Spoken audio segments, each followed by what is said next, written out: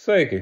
Bezpartiju Alvis Hermans ir nācis klajā ar paziņojumu par to, ka esot saņēmis no Vienotības Vēža brīdinājumu. Ja viņš nelikšoties mierā, tad vispirms krimināla process tikšot sākts par jaunā Rīgas teātra finansēm, bet ja viņš brīdinājumu nesapratīšot, tad pusgada laikā krimināla process tikšot sākts arī pret viņu.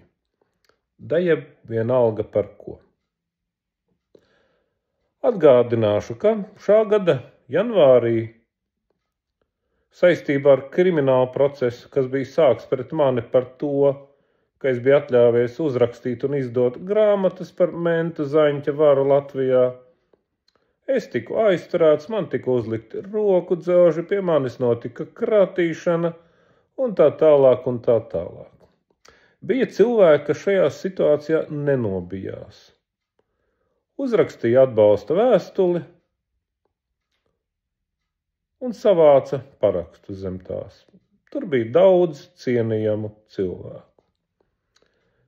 Šie cilvēki vērsās arī pie šī te paša Alvija Hermaņa. Saka, tu tāds slavens režisors, visādas gudras un prātīgas lietas runā, esot godīgs un drosmīgs cilvēks, paraksti tu arī. Alvis Hermanis, būsim godīgi, vienkārši nobijās. Gļēvi nobijās, ierāva kājstarpē.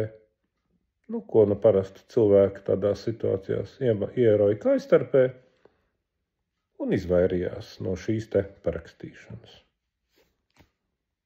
Visticamākais cilvēks domāja, kas ir ļoti raksturīgi varas daudzus gadus lutinātam,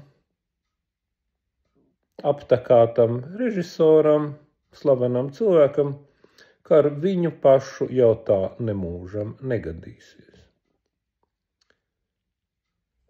Vai tagad būtu pienācis īstais brīdis, kad rādīt uz toreiz nobijušos, tagad satraukušos Alvi Hermani, kurš pēkšņi attapies, ka viņš nav nekāds neaizskaramais, ka izrādās, ka vara, šī noziedzīgā Vienotības Vēža un Mentu Zaņķa vara, tikpat labi var vērsties ar savām noziedzīgām metodēm arī pret viņu?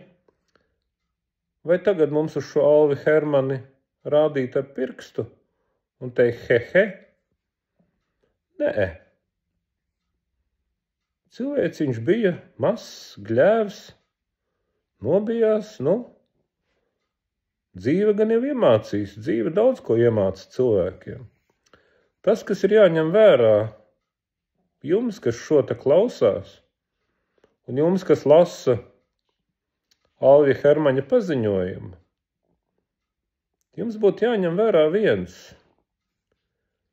Ja Vienotības Vēzis un Mentu Zaņķis var to atļauties darīt ar mani, lai gan, kā jūs redzat, es jau daudzus gadus sekmīgi kaujos pretī, un šeit esmu tīri dzīvs, tīri spirgts, tīri vesels.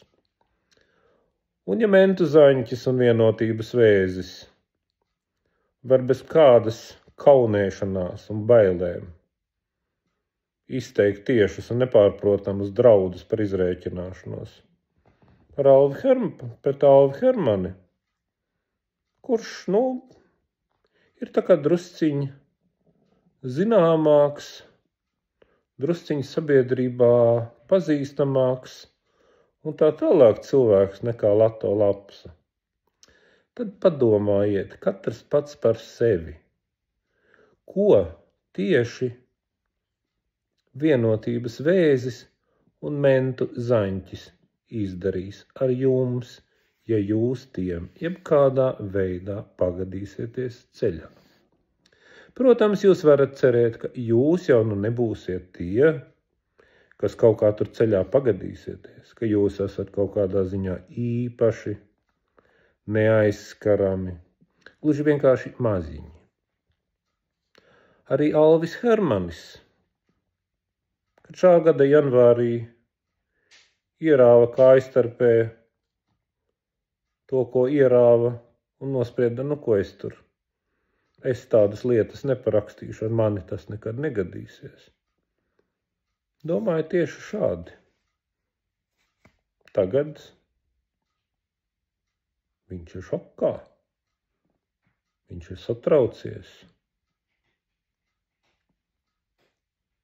Kas noticis? Kā tā?